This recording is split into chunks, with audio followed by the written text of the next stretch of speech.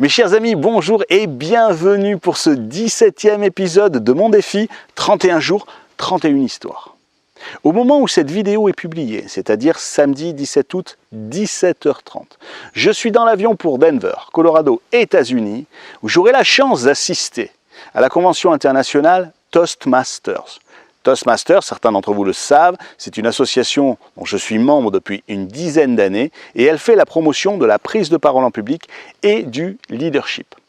Durant cette convention, j'aurai également la chance extraordinaire, magnifique, presque unique d'assister au championnat du monde de prise de parole en public.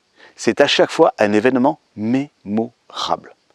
Demain, la vidéo de dimanche donc sera également préenregistrée en France. Pourquoi? Parce que j'avais peur d'avoir des problèmes techniques entre l'aéroport et l'hôtel et je voulais m'assurer que vous ayez votre vidéo du jour. Je vous l'ai promis, 31 jours, 31 histoires. À partir de lundi, je serai donc à Denver. Les vidéos seront enregistrées depuis Denver et cela va durer à peu près une semaine, c'est-à-dire mon temps de séjour là-bas. Voilà mes amis pour la petite histoire et maintenant passons à l'histoire du jour.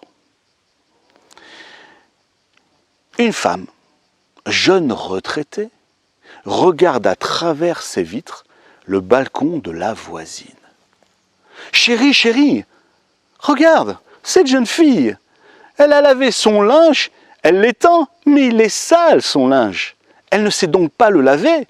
Personne ne lui a appris. » Le mari, jeune retraité également, installé confortablement sur son fauteuil, lit son journal.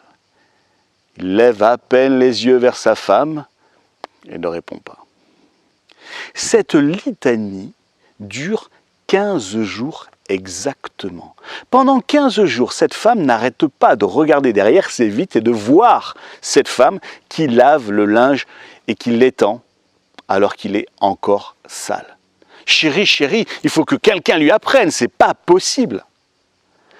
Au matin du 16e jour, la femme se lève, regarde machinalement derrière ses vitres et s'aperçoit que la jeune femme vient d'étendre encore une fois son linge. Mais, « Chérie, chérie, regarde !» Son linge est propre. Enfin, quelqu'un lui a appris. Je l'ai croisé dans la rue cette semaine, mais je n'ai pas osé lui dire comment laver le linge. Ah, quelqu'un le lui a appris, mais qui cela peut-il donc être? Son mari, toujours confortablement installé sur son canapé, derrière son journal, lève les yeux et cette fois lui dit « Ma chérie, c'est peut-être parce que ce matin, j'ai lavé nos vitres. » Mes chers amis, lorsque nous rencontrons un problème, nous avons parfois tendance à dire que c'est la faute du voisin ou de l'autre. Il se peut que le problème soit de notre côté.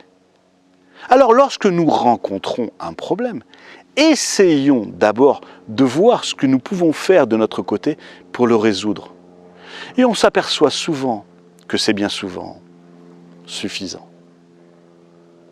Voilà mes chers amis, c'était la 17e histoire, difficile 17e histoire. Je vous attends demain pour la 18e histoire, donc ce sera dimanche en préenregistré. Je vous souhaite une excellente fin de journée. Je vous embrasse et je vous dis à demain.